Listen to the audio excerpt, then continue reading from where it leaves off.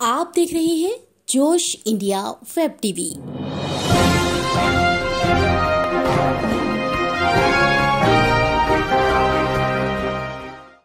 नमस्कार, आप देख रहे हैं जोश India web TV.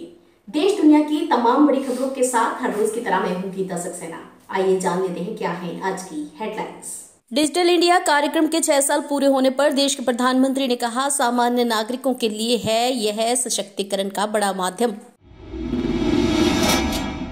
Nassau county में हुआ किक ऑफ कार्यक्रम का आयोजन, मेयर लॉरा कुरेन रहे मुख्य अतिथि। न्यूयॉर्क में India association of long island की 43वीं वर्षगांठ पर समारोह का आयोजन। 13 वर्षीय साइसेट किशोर ने हिक्सविले में शांति रैली को किया प्रेरित, कहा हम बंद दिमाग खोल सकते हैं। और अब पेश है खबरों का विस्तार। बीते कल डिजिटल इंडिया कार्यक्रम के 6 साल पूरे होने के अवसर पर प्रधानमंत्री नरेंद्र मोदी ने अपने संबोधन में कहा कि डिजिटल इंडिया सामान्य नागरिकों के लिए सुविधा और उनके सशक्तिकरण का एक बहुत बड़ा माध्यम है। इसने सिर्फ गरीबों की ही नहीं बल्कि मध्यम वर्ग और युवाओं की जिंदगी में भी एक बड़ा बदलाव किया है। पीएम मोदी ने कहा, डिजिटल इंडिया में सबके लिए अवसर, सबको सुविधा और सबकी भागीदारी है।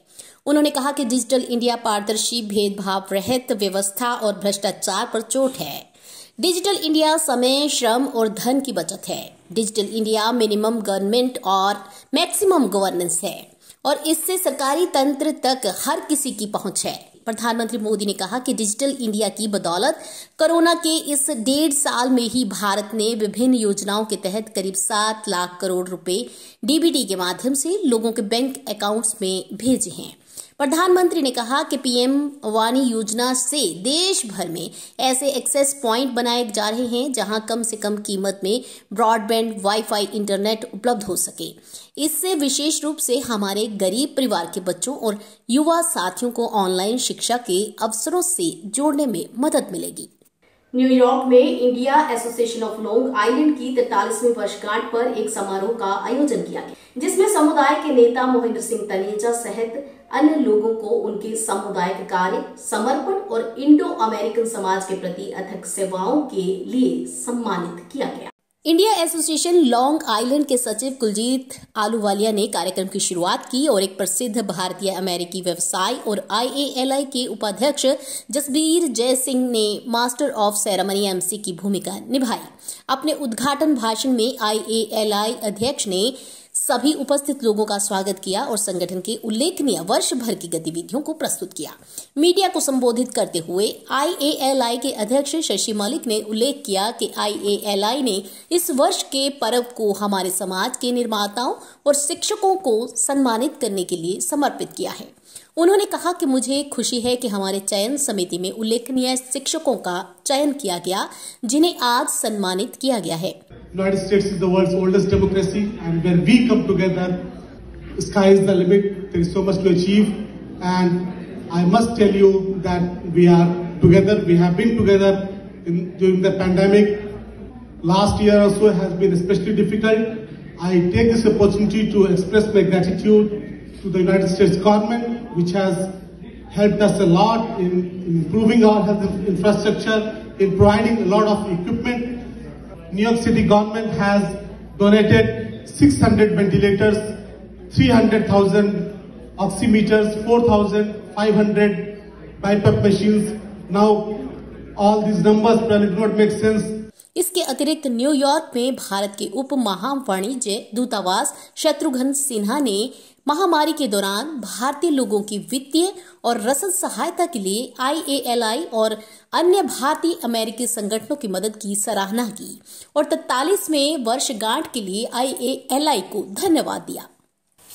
और उधर जिला 17 से नासाउ काउंटी विधानमंडल के रूप में चल रहे एक चुनाव अभियान के दौरान राजा सिंह द्वारा एक किक ऑफ कार्यक्रम का आयोजन किया गया, जिसमें नासाउ काउंटी के मेयर लॉरा कुरेन सहित अन्य प्रमुख मेहमान कार्यक्रम में भाग लेने और समर्थन के लिए शामिल हुए।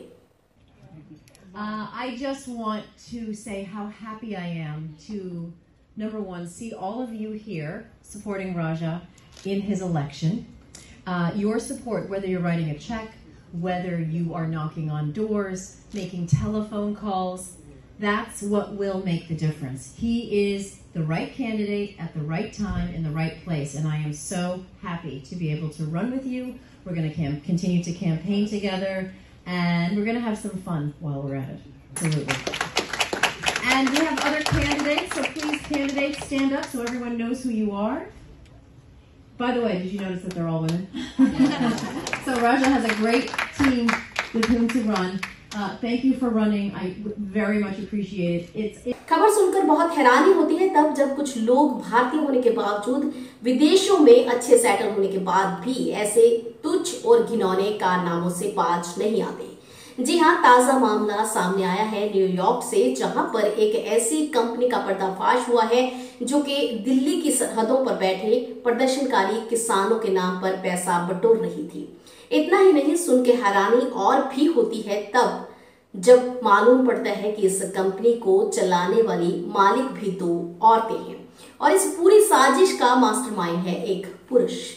यह तस्वीरें जो आप स्क्रीन पर देख रहे हैं प्रदर्शनकारी किसानों के नाम पर पैसे बटोरने वाली कंपनी की मालिक जसनीत पलाहा और राजविंदर कौर की है। और अब जो तस्वीर आपके सामने है वह है हरकिरत सिंह आलूवालिया की, जो इस पूरी साजिश के मास्टरमाइंड हैं, जो 10 से $15 की रसद के लिए तकरीबन 200 व्यक्तियों से कम $1100 की राशि किसानों के नाम पर बटोरने के इस शर्मसार कार्य के घाड़क हैं, जो कि काफी निंदनीय है। पिछले महीने घृणा अपराध का शिकार होने के बाद एक 13 वर्षीय साइसेट किशोर शांति रैली में शामिल हुआ। आइए देखते हैं न्यूयॉर्क से नितिन खुराना की एक खास रिपोर्ट। पिछले महीने घृणा अपराध का शिकार होने के बाद एक 13 वर्षीय साइसेट किशोर बीते शनिवार को शांति रैली में शामिल हुआ।